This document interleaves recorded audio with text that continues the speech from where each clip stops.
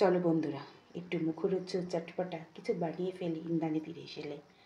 তাহলে কি বানাচ্ছি? একটু আচার খেতে ইচ্ছা হয় সবারই। কি আচার? না, শীতকালে ধনেপাতার। তার জন্য আমি খানিকটা ধনেপাতা নিয়েছি।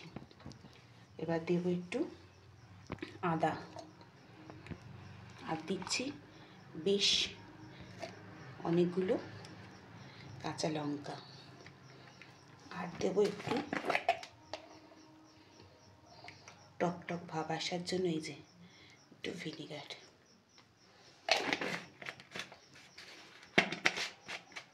আর দেবো একটু সামান্য একটু গোলমরিচের গুঁড়ো,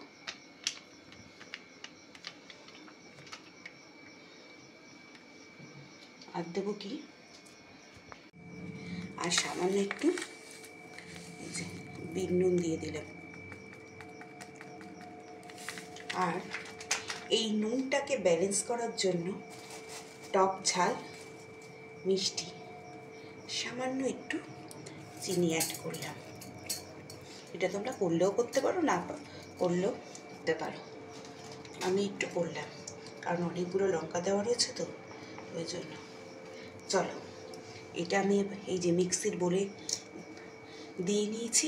এবার আমি এটা, চলো দেখি কি হলো।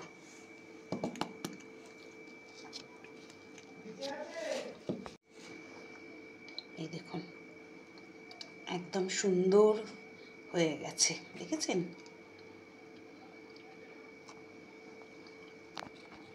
একদম সুন্দর আচার রেডি হয়ে গেছে, চটপটা আচার।